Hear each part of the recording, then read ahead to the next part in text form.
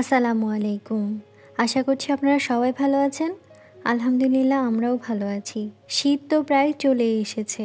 শীতকালে নিশ্চয়ই অনেক রকমের ফুলের গাছ, ফলের গাছ, সেই সাথে সবজির গাছও লাগাবেন। তাহলে আজকের ভিডিওটা আপনার জন্য। শীতকালীন যে কোনো গাছের জন্য কিভাবে মাটি তৈরি করবেন সেটাই আজকে দেখিয়ে দেব। ভিডিওটি দেখার পূর্বে অবশ্যই একটা লাইক দিয়ে তারপর ভিডিওটি কন্টিনিউ করতে পারেন।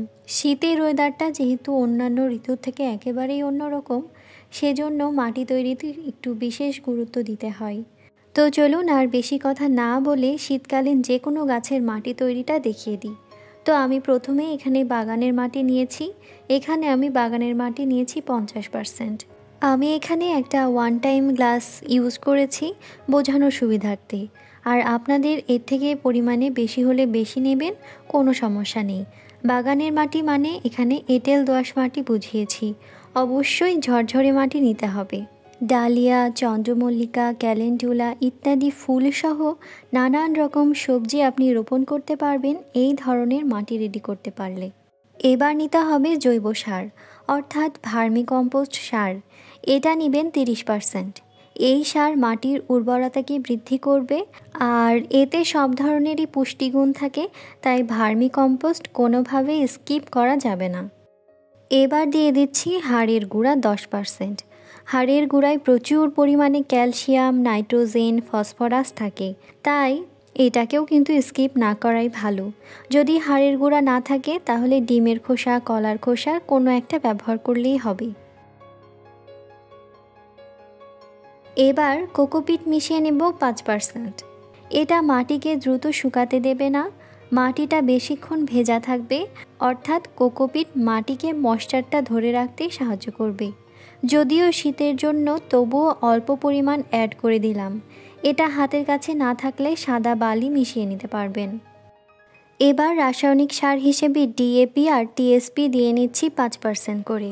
এগুলো অবশ্যই সামান্য করে দিতে হবে, নয়তো বেশি হয়ে গেলে কিন্তু গাছ পচে মারা যাওয়ার সম্ভাবনা থাকে। এগুলো গাছের বৃদ্ধি, ফুল ফলের পরিমাণ বাড়ায় এবং গাছকে হেলদি করতেই সাহায্য করে। আর এই সারগুলো আপনারা যে কোনো নার্সারিতে অথবা অনলাইনে একটু খোঁজ করলেই পেয়ে যাবেন। এখন এই সবগুলো উপকরণ একত্রে মিশিয়ে নিতে হবে। এমন ঝরঝরে একটি মাটির মিশ্রণ তৈরি করে নিতে হবে। খুব ভালো হয় যদি শীতের গাছ রোপণ করার প্রায় 15 থেকে 20 দিন অথবা 1 মাস আগে থেকে এভাবে আপনি মাটিটা তৈরি করে রাখতে পারেন।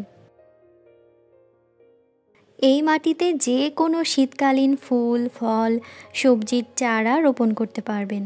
আর মাটি তৈরি যদি ঠিক থাকে তাহলে পরে আর খুব বেশি প্রয়োজন না হলে সার দিতে হয় না। তারপরও যদি দিতে চান তাহলে দিতে পারেন। অবশ্যই এমন ঝরঝরে মাটি রেডি করতে হবে শীতকালের গাছের জন্য। আমি জানি না এখন পর্যন্ত আপনারা আমার ভিডিওটি দেখছেন কি না। যদি দেখে থাকেন তাহলে অবশ্যই লাইক, কমেন্ট এবং শেয়ার করতে পারেন। আর যদি ভিডিওটি ভালো লেগে যায় তাহলে অবশ্যই আমার চ্যানেলটি সাবস্ক্রাইবও করতে পারেন। শীতকালীন গাছের জন্য আমার মাটি রেডি করা শেষ। আমি এখন মাটিটাকে এভাবেই রেখে দেব। ছাদ কিংবা বারান্দা শীতকালীন ফুলে ফুলে ভরে উঠুক, সবার জন্য শুভকামনা রইল। আগামী ভিডিও দেখার আমন্ত্রণ জানিয়ে আজ এখানেই বিদায় নিচ্ছি। আল্লাহ হাফেজ। আসসালামু আলাইকুম।